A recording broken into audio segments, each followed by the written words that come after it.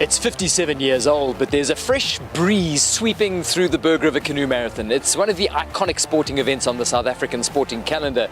But as we gather in Paarl at the Market Street Bridge for the start of day one, there's a real revitalized energy to the race. They've followed the lead taken by adventure racing and mountain biking, and they've adopted a team format, so a breath of fresh air sweeping through the Berg as the competitive elements are going to be decided in teams of two. The other piece of great news is there's water in the river. After 4 years of really miserable low river, we've got nearly 10 cumecs and we're going to be picking up water as we go down. There's even rain forecast for day 2, day 3 and day 4.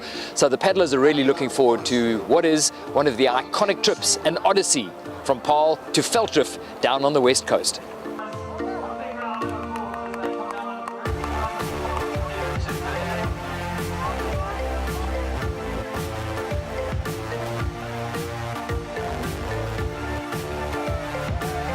Graham Solomon and Adrian Boros, Team Bamboo Warehouse, were always going to be the dominant force on the water. What started out as a very bold move in the beginning quickly got overturned because it was a mistake in the trees that saw a long swim for Boros, who got his boat trapped in the tree block, and it took nearly 3 minutes, which saw the lead being taken by the international crew of Keith Moole from the UK and Joep from Barkel from the Netherlands.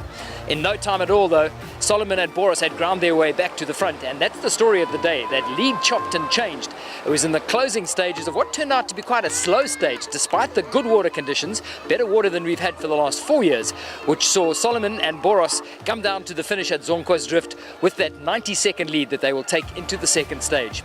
Just behind them, the scrap for the last step on the podium turned out to be a fascinating one, with Team Capensis right in the mix as well.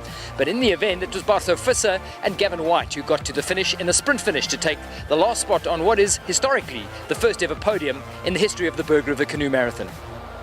Look what happened today. We were 2 minutes ahead at Skokie, and then we were 30 seconds behind within about 500 meters. So no, anything can happen, but look, 90 seconds, they've got the work to do, hey? So we've just got to start off, go hard, not too hard at the start, and just keep the right pace and just not make any mistakes tomorrow, and we'll be fine. In a race within the race, the defending women's champion from last year, Bianca Bevitt, has elected to paddle in a mixed competition with clubmate Crispin Thompson. They had an absolute stormer, and they are charging for what is going to be a pretty important top 10 position overall as they take complete control of the mixed race on day one. Day one of the Berg River Canoe Marathon so often provides lots of surprises. It's tactically an important one. The team dynamic changed all of that.